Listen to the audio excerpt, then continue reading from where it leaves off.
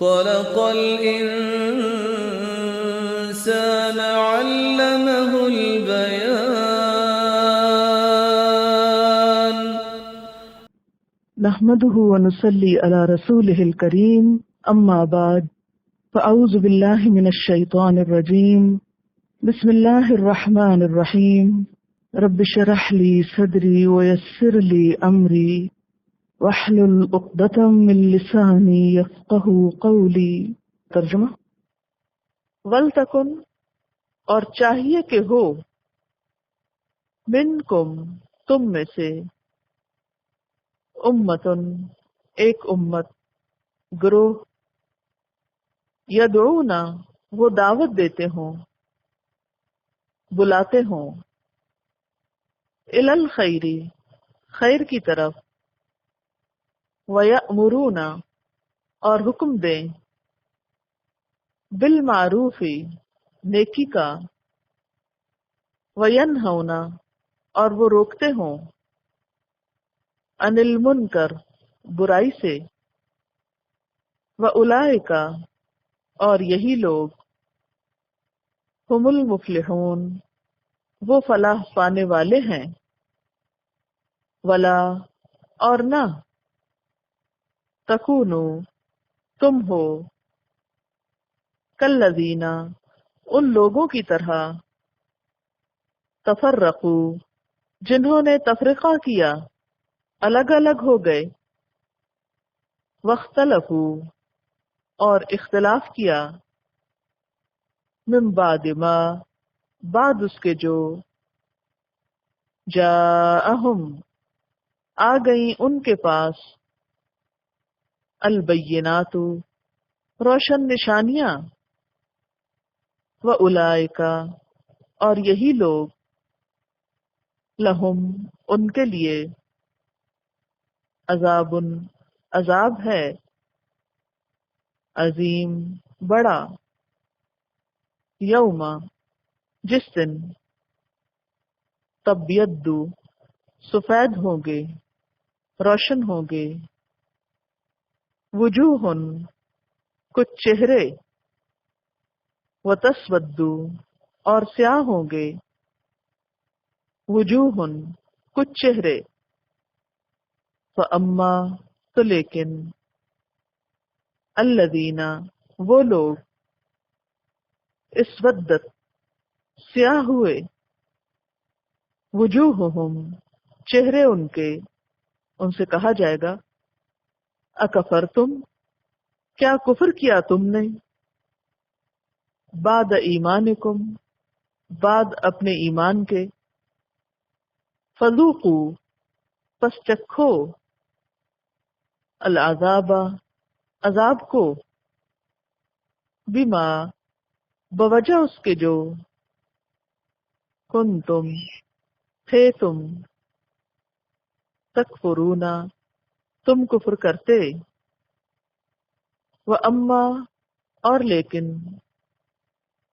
الذین وہ لوگ، ابیضت سفید ہوئے، روشن ہوئے، وجوہہم چہرے ان کے، ففی رحمت اللہ تو اللہ کی رحمت میں ہوں گے، ہم فیہا وہ اس میں، خالدون ہمیشہ رہنے والے ہیں، تلکا یہ، آیات اللہ آیات ہیں اللہ کی، نتلوہا ہم پڑھ رہے ہیں ان کو، علیکا آپ پر، بالحق ساتھ حق کے، وما اللہ اور نہیں اللہ، یرید ارادہ رکھتا، ظلمن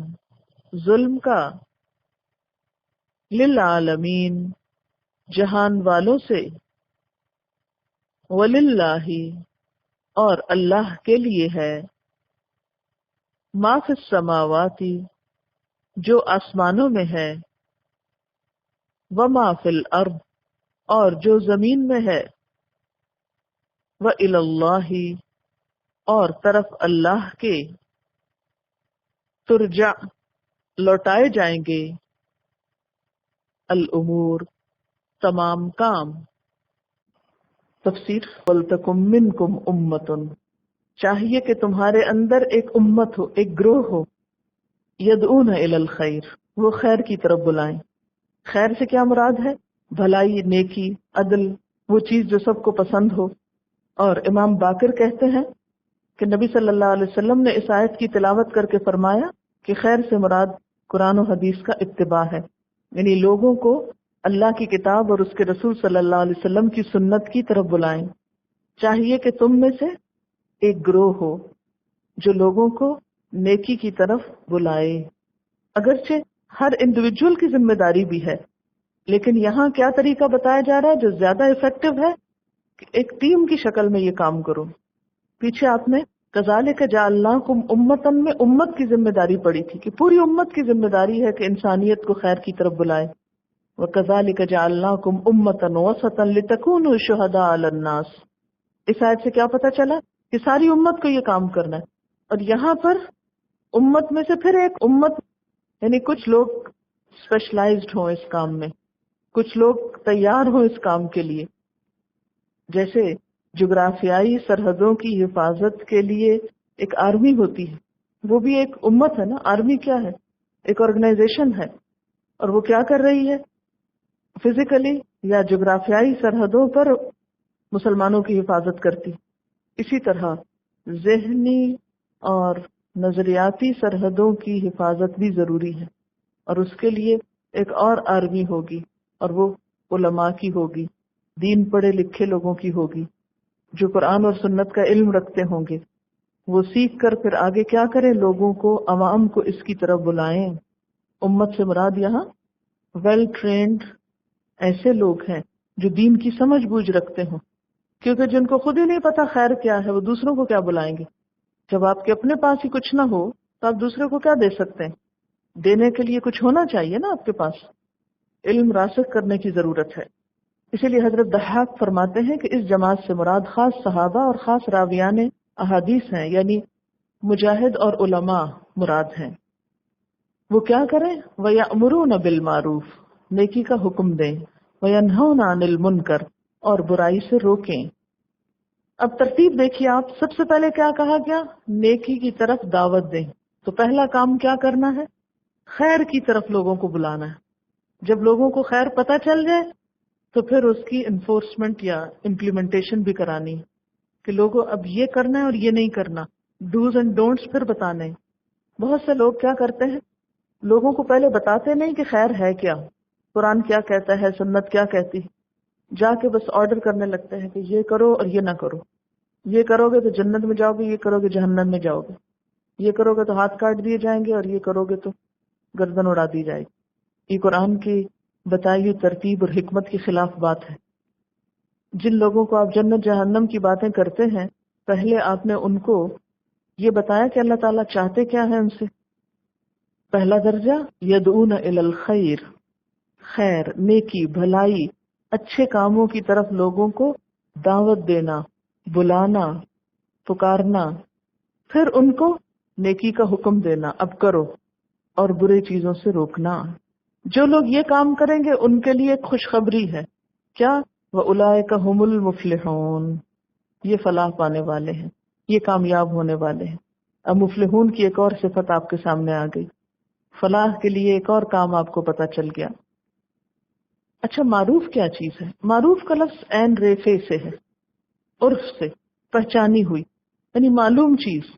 امام جعفر صادق فرماتے ہیں کہ معروف سے مراد وہ چیز ہے جو قرآن مجید اور سنت نبوی سے موافقت کرے، اس کے مطابق ہو، شرعاً عقلاً پسندیدہ ہو. اور منکر وہ قول و فعل جس کو عقل سلیم برا جانتی ہو، جس کا انکار کیا جائے، جسے ناپسند کیا جائے، جسے شریعت نے ممنوع قرار دیا ہو. نبی صلی اللہ علیہ وسلم نے فرمایا، خدا کی قسم تم ضرور خیر کا حکم دو گے اور برائیوں سے روکو گے، ورنہ ان قریب اللہ تعالیٰ ایسا عذاب نازل فرمائے گا کہ تم دعائیں کرو گے اور تمہاری دعائیں قبول نہ ہوں گی. نبی صلی اللہ علیہ وسلم سے دریافت کیا گیا کہ من خیر الناس، لوگوں میں سب سے اچھا کون ہے؟ من خیر الناس، تو آپ نے فرمایا آمرہم بالمعروف وانہاہم عن المنکر واتقاہم للہ واصلہم بالرحم، جو سب سے زیادہ نیکی کا حکم دینے والا، برائی سے روکنے والا، اللہ سے ڈرنے والا اور صلہ رحمی کرنے والا ہے۔ پسندیدہ انسان کی یہ صفات ہے۔ اس حکم کے بعد ایک چیز سے روکا بھی گیا۔ کس بات سے روکا گیا؟ وَلَا تَكُونُوا كَالَّذِينَ تَفَرَّقُوا، اور ان لوگوں کی طرح نہ ہو جاؤ جنہوں نے تفرقہ کیا، یعنی جماعت بنانے کا تو حکم دیا، آرگنائز کرنے کا حکم تو دیا، لیکن یہ نہیں کہا کہ بہت ساری جماعتیں بنا لو اور پھر آپس میں ایک دوسرے سے لڑنا شروع کر دو اور تفرقے بازی شروع کر دو، اور ہر ایک اپنے آپ کو درست قرار دے اور دوسروں کو گمراہ ثابت کرے۔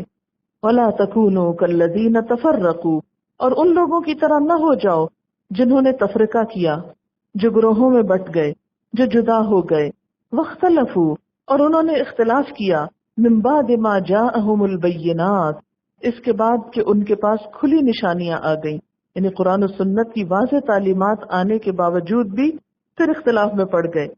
یہ کیسے ہوتا ہے؟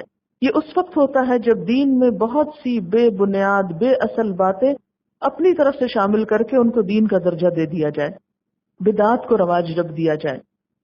حضور صلی اللہ علیہ وسلم نے فرمایا، تم سے پہلے اہل کتاب 72 فرقوں میں بٹ گئے اور یہ امت 73 فرقوں میں بٹ جائے گی، جن میں ایک کے سوا سب جہنم میں جائیں گے۔ لوگوں نے پوچھا وہ نجات پانے والا فرقہ کون سا ہوگا؟ فرمایا ما انا علیہ و اصحابی، جس پر میں اور میرے صحابہ کرام ہیں، کیونکہ صحابہ کرام کے بارے میں قرآن پاک میں آتا ہے رضی اللہ عنہم ورضوا عنہ، اللہ ان سے راضی ہو گیا اور وہ اس سے راضی ہو گئے۔ صحابہ کرام ہی کے بارے میں آتا ہے فَإِنْ آمَنُوا بِمِثْلِ مَا آمَنْتُمْ بِهِ فَقَدْ اهْتَدَوْا، اگر لوگ ویسا ایمان لائیں جیسا آپ لائے ہو تو پھر وہ ہدایت پا جائیں گے۔ اگر واقعی ہدایت کا معیار یہ ہے تو میں آپ سے یہ پوچھوں گی کہ صحابہ کرام کا فرقہ کون سا تھا؟ انہوں نے اپنا کون سا نام رکھا ہوا تھا؟ وہابی نام رکھا ہوا تھا یا بریلوی رکھا ہوا تھا یا کوئی اور نام رکھا ہوا تھا؟ کوئی بھی نام نہیں تھا، وہ سارے اپنے آپ کو صرف مسلمان کہتے تھے۔ اور آج ہمارا اسلام مکمل نہیں ہوتا جب تک کہ کوئی گروہ بندی کا نام ہم نہ لگا لیں۔ اللہ تعالیٰ صاف طور پر منع فرما رہے ہیں وَلَا تَكُونُوا كَالَّذِينَ تَفَرَّقُوا، ان لوگوں کی طرح نہ ہو جو فرقوں میں بٹ گئے۔ وہ لوگ کون ہیں؟ یعنی اہل کتاب۔ وہ 72 میں بٹے، تم 73 میں ان سے بھی آگے نکل گئے۔ وَاخْتَلَفُوا مِن بَعْدِ مَا جَاءَهُمُ الْبَيِّنَاتُ، اور اختلاف کی وجہ یہ نہیں تھی کہ ان کو جہالت کی پتہ نہیں تھا، سب پتہ تھا، پھر بھی اس کے باوجود انہوں نے اختلاف کیا۔ کیوں؟ علم کے باوجود اختلاف کب ہوتا ہے؟ جب دنیاوی مفادات آڑے آتے ہیں، جب اپنے نام اور اپنے مفادات بچانے کی فکر ہوتی ہے، جب کچھ نفسانی اغراض سامنے آتے ہیں۔ نبی صلی اللہ علیہ وسلم نے ایسے اختلافات سے واضح طور پر منع کیا کہ جس سے امت میں انتشار ہو۔ فرمایا لا تختلفوا فتختلف قلوبکم، آپس میں اختلاف نہ کرو ورنہ تمہارے دل مختلف ہو جائیں گے، یعنی دلی طور پر بھی تم ایک دوسرے سے دور ہو جائیں گے۔ اور جب دل دور ہو جائے تو آپ خود سوچیں کہ پھر جڑنے کی کوئی جگہ نہیں رہتی، کوئی موقع نہیں رہتا۔ یعنی چھوٹی چھوٹی باتوں میں ایک دوسرے سے جھگڑنا اور ایک دوسرے کا انکار کرنا، اس سے پھر دل پھٹ جاتے ہیں۔ وَأُولَٰئِكَ لَهُمْ عَذَابٌ عَظِيمٌ، اور ایسے لوگوں کے لیے بہت بڑا عذاب ہے۔ کیسے لوگوں کے لیے؟ جو آپس میں اختلافات کریں، تفرقہ بازی کریں۔ اور امت مسلمہ کی تاریخ بتاتی کہ خلافت عباسیہ میں جب مسلمان چھوٹی چھوٹی باتوں پر جھگڑنے لگے، اختلاف کرنے لگے، مثلا اختلاف کیا تھا؟ براق حلال ہے کہ حرام، اس پہ کئی دن تک بحثیں ہو رہی۔ اب براق جس کا وجود ہی دنیا میں نہیں، وہ ایک دفعہ آیا اور حضور کو معراج پر لے گیا اور بس چلا گیا جہاں سے آیا تھا، اور ہم بیٹھ کے جھگڑ رہے ہیں کہ وہ حلال ہے کہ حرام۔ یعنی کس کو کھانے کو ملے گا کہ وہ فیصلہ کرے؟ یعنی وہمی اور تخیلاتی باتوں پہ بحث و مباحثہ ہو رہا ہے، محض ذہنی ایکسرسائز ہو رہی جس کا حقیقت سے کوئی تعلق نہیں۔ پھر اس کے بعد آپ دیکھیں کہ بخارا، سمرقند، تاشقند میں مسلمانوں کا کیا حال ہوا۔ وہاں بھی بہت مسلمانوں کے اندر جمود اور گروہ بندی تھی، بہت سے اسلامی مدرسے، مسجدیں اور خانقاہیں ویران پڑی ہیں۔ یہ سب کچھ کس وجہ سے ہوا؟ آپس کے اختلافات کی وجہ سے۔ تو مسلمان جب تک اکٹھے ہوتے ہیں ان پر اللہ کا ہاتھ ہوتا ہے، ید اللہ فوق الجماع، جماعت پہ اللہ کا ہاتھ ہوتا ہے۔ لیکن جب ان میں تفرقہ پڑتا ہے، دراڑیں پڑتی ہیں، ایک دوسرے کے مخالف ہوتے ہیں، ایک دوسرے کو برا بلا کہنے لگتے ہیں، تو اللہ کی رحمت ہٹ جاتی اور پھر اللہ تعالیٰ ان کو ایک دوسرے کا مزہ چکھاتے ہیں۔ پھر مسلمانوں کی تلواریں آپس میں ہی ایک دوسرے کے خلاف چلنے لگتی۔ یہ عذاب عظیم دنیا میں بھی ہو سکتا ہے اور آخرت میں بھی. یوم تبیض وجوہ، جس دن کچھ چہرے سفید ہوں گے. اس سے مراد یہ نہیں کہ جن کے دنیا میں رنگ سفید ہے ان کے وہاں بھی سفید ہوں گے. اس سے مراد وہ لوگ ہیں جو دنیا میں اللہ کی اطاعت کرتے رہے. جس دن کچھ چہرے سفید ہوں گے، سفید سے مراد یہاں روشن ہوں گے. وتسود وجوہ، اور کچھ چہرے سیاہ ہوں گے، کیونکہ چہرہ دل کا آئینہ ہوتا ہے نا. اگر دل خوش ہو، پرسکون ہو، تو چہرہ بھی پرسکون ہوتا ہے. قرآن پاک میں ایک دوسری جگہ آتا ہے وجوہ یومئذ مسفرہ، کچھ چہرے اس دن روشن ہوں گے. ضاحکۃ، ہنس رہے ہوں گے. مستبشرہ، خوش خوش ہوں گے، یعنی وہ بشارت ان کے چہروں پر عیاں ہوگی، کھلے ہوئے ہوں گے. اور کچھ چہروں پر گرد و غبار چھایا ہوا ہوگا. تو ظاہر ہے کہ جو شخص کنفیوژن میں زندگی بسر کرے، بے مقصد زندگی بسر کرے، پھر آخرت میں اس کا چہرہ روشن کیسے ہو سکتا ہے؟ روشن چہرے تو انہی کے ہو سکتے ہیں کہ جو اللہ پر ایمان لے آئے، اس کی کتاب کو سچ مانے، اس کی باتوں کو اپنے لیے باعث ہدایت سمجھے اور استقامت اور مستقل مزاجی کے ساتھ اس پر چل پڑے. نہ صرف یہ کہ خود چلیں بلکہ دوسروں کو بھی اس کی طرف دعوت دیں. فَأَمَّا الَّذِينَ اسْوَدَّتْ وُجُوهُهُمْ، تو لیکن وہ لوگ جن کے چہرے سیاہ ہوں گے، ان سے کہا جائے گا اکفرتم بعد ایمانکم، کیا تم نے کفر کیا اپنے ایمان کے بعد؟ ایمان لا کر کفر کیا؟ ایمان لا کر کفر کرنا کیا ہے؟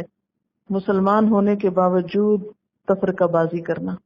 یہاں کفر سے مراد دراصل باہم تفرقہ بازی ہے، کیونکہ مسلمان کا گلا کاٹنا جو ہے وہ کفر ہے. یعنی ایمان کے بعد پھر تم کفر کر رہے ہو. اور کفر کا ایک معنی ناشکری بھی ہے کہ جس رب نے تمہیں آگ کے گڑھے کے کنارے سے بچایا، تمہارے دلوں میں باہم محبت پیدا کی، تم واپس اسی جاہلیت کی طرف لوٹ گئے. جس کفر سے نکال کر ایمان کی روشنی نصیب کی، تم نے اسے چھوڑ کر پھر اس ماضی کا رخ اختیار کر لیا، پھر بیکورڈ ہو گئے. فذوقوا العذاب، تو چکھو عذاب، بما کنتم تکفرون، بوجہ اس کے جو تھے تم کفر کرتے. اپنے کفر کی وجہ سے اس عذاب کی سزا چکھو، عذاب کا مزہ چکھو. وَأَمَّا الَّذِينَ ابْيَضَّتْ وُجُوهُهُمْ، اور لیکن وہ لوگ جن کے چہرے روشن ہوئے، سفید ہوئے، ففی رحمت اللہ، وہ اللہ کی رحمت میں ہوں گے. ہم فیہا خالدون، وہ اس میں ہمیشہ رہنے والے ہیں، یعنی اللہ کی رحمت میں. تلک آیات اللہ، یہ اللہ کی آیات ہیں. نتلوہا علیک بالحق، ان کو ہم آپ پر حق کے ساتھ پڑھتے ہیں، بالکل درست پڑھتے ہیں. وما اللہ یرید ظلما للعالمین، اور اللہ جہان والوں کے ساتھ ظلم کا ارادہ نہیں رکھتا. اللہ کسی پہ ظلم نہیں کرنا چاہتا. آج جب مسلمانوں کی حالت اتنی خراب ہو گئی ہے نا، تو بعض لوگ کہتے ہیں کہ اللہ تو کہاں ہے؟ اگر واقعی تو ہمارے ساتھ ہے تو ہماری مدد کیوں نہیں کرتا؟ فرمایا اللہ ظلم نہیں کرتا، نہ کرنا چاہتا ہے. یہ تمہارے اعمال ہوتے ہیں جو تمہارے سامنے آتے ہیں. لیکن افسوس کہ آج بھی مسلمان اپنے اعمال کی طرف توجہ نہیں دے رہے، وہ ادھر ادھر کے لوگوں کو یہ بحث بلیم کر کے اپنے آپ کو بچا رہے ہیں. وَلِلَّهِ مَا فِي السَّمَاوَاتِ وَمَا فِي الْأَرْضِ، اور اللہ کے لیے ہے جو کچھ آسمانوں میں ہے اور جو زمین میں ہے. یعنی اگر تم اس کے نہ بنے تو اس کو کوئی پرواہ نہیں، وہ تو ساری کائنات کا مالک ہے، آسمان و زمین کا مالک ہے. وَإِلَى اللَّهِ تُرْجَعُ الْأُمُورُ، اور اللہ کی طرف سارے معاملات لوٹائے جائیں گے، تمہارے سارے حالات اور معاملات اس کے سامنے رکھ دیے جائیں گے. اس آیت کو اگر آپ پیچھے آیت نمبر 83 کے ساتھ ملا کر پڑھیں، وَلَهُ أَسْلَمَ مَنْ فِي السَّمَاوَاتِ وَالْأَرْضِ طَوْعًا وَكَرْهًا وَإِلَيْهِ يُرْجَعُونَ، اور اسی کے لیے فرما بردار ہیں وہ تمام جو آسمانوں میں ہے اور زمین میں، یعنی اسی کی ملکیت ہے اور اسی کے اطاعت گزار ہیں. یعنی اگر تم اللہ کی طرف رجوع نہ کرو گے اور اپنی خوشی سے نہ آؤ گے تو اس ذات کو کوئی فرق نہیں پڑتا. تم اس کی بھیجی ہوئی ہدایت کی طرف مائل نہ ہوگے، اسے قبول نہیں کرو گے، اس کو نہیں اپناؤ گے تو اس کا کچھ نقصان نہیں، کیونکہ زمین و آسمان کی ہر چیز اس کی فرما برداری کر رہی ہے. کچھ خوشی سے کر رہے ہیں اور کچھ مجبوراً کر رہے ہیں. اب آپ دیکھیں کہ اگر یہ تمام درخت، پتھر، ستارے، سیارے، یہ سب کچھ اللہ کی اطاعت کر رہے ہیں، میں نے اگر نہ کی تو نقصان کس کا ہے؟ میرا اپنا ہے. اور پھر آپ دیکھیں کہ ساری کائنات تو اللہ کی وفادار ہو اور میں اللہ کی نافرمان ہوں، میں تو پیچھے چھوڑ دی جاؤں گی، مجھے تو کوئی بھی نہیں پوچھے گا. اتحاد کس سے آتا ہے؟ اللہ کی اطاعت کرنے سے آتا ہے. یعنی سب کا مرکز عقیدت اور محبت کیا ہے؟ اللہ کی ذات. تو اللہ سے محبت رکھنے والے خود بخود باہم جڑ جاتے ہیں. ان کی موافقت اور ہم آہنگی کائنات کی بھی ساری چیزیں کرنے لگتی. اسی لیے کہتے ہیں نا لوگوں کو خیر کی بات سکھانے والے کے لیے کائنات کی ہر چیز دعائیں کرتی ہے، حتیٰ کہ سمندر کی مچھلیاں اور زمین کی چیونٹیاں بھی اس کے لیے دعائیں کرتی ہیں جو لوگوں کی بھلائی کی بات بتاتا ہے. کیوں؟ اس لیے کہ وہ ان کے ساتھ متحد ہیں. تو جب آسمان و زمین کی ہر چیز اللہ کی ہے اور اس کی اطاعت کر رہی ہے تو وہ سب تو پھر اطاعت کرنے والے ایک گروہ ہو گئے نا، اکٹھے ہو گئے، اور نافرمانی کرنے والے الگ ہو گئے. اب آپ ذرا مقابلہ کیجئے، انسانوں کی تعداد ستاروں کے مقابلے میں کتنی ہے؟ کچھ بھی نہیں نا. ان درختوں اور درختوں کے پتوں کے مقابلے میں ہم کتنے ہیں؟ تو نافرمان لوگ تو بہت تھوڑی سی تعداد میں ہیں، اور باقی پوری کائنات، وسیع پھیلی ہوئی کائنات، یہ اللہ کی اطاعت گزار ہے. تو مجھے سوچ لینا چاہیے کہ میں کس گروہ میں جا رہی ہوں، اس کی اطاعت کرنے والوں کے یا نافرمانی کرنے والوں کے. اگر اطاعت کی تو ساری خدائی تمہارے لیے، یہ سب تمہارے وفادار، اور اگر میں نے اللہ کی نافرمانی کی تو پیچھے چھوڑ دی جاؤں گی. نہ اللہ تعالیٰ ہی مدد کرے گا اور نہ کوئی اور کام آئے گا. پھر مجھے سوچ لینا چاہیے کہ میں نے اپنے لیے کون سا راستہ اختیار کیا، کون سا پسند کیا، اللہ کی اطاعت کا یا اس کی نافرمانی کا. اور باقی مخلوق اگر خوشی سے مان رہی ہے تو مجھے بھی خوشی سے مان لینا چاہیے، مجھے بھی اس کی رضا پہ راضی ہو جانا چاہیے، اس کے دین کی اطاعت میں مشکل نہیں ہونی چاہیے، مجھے بھی سر جھکا دینا چاہیے. کیوں؟ اس لیے کہ وَمَن يَبْتَغِ غَيْرَ الْإِسْلَامِ دِينًا، جو اسلام کے علاوہ کوئی اور طریقہ زندگی چاہے گا، فَلَن يُقْبَلَ مِنْهُ، وہ اس سے قبول ہی نہ کیا جائے گا. خواہ ایسے طریقوں کے لیے ہم تن من دھن لگا دیں، ساری زندگی کا سرمایہ ان پہ خرچ کر دیں، لیکن اللہ کے ہاں وہ قابل قبول نہ ہوں گے. وَهُوَ فِي الْآخِرَةِ مِنَ الْخَاسِرِينَ، ایسا شخص آخرت میں خسارہ پا جائے گا، نقصان اٹھائے گا. تو اب آپ دیکھیے کہ ابتدا کہاں سے ہوئی تھی؟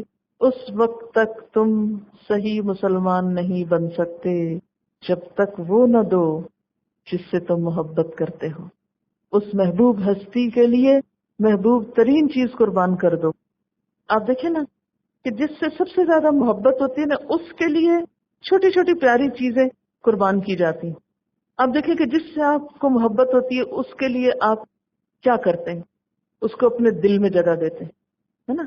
اس کو آپ اپنے خیالوں میں جگہ دیتے ہیں، اس کے لیے اپنا آرام قربان کرتے ہیں، اس کے لیے اپنی پیاری چیزیں قربان کرتے ہیں، اپنا وقت لگاتے ہیں، اپنا سب کچھ دیتے ہیں نا.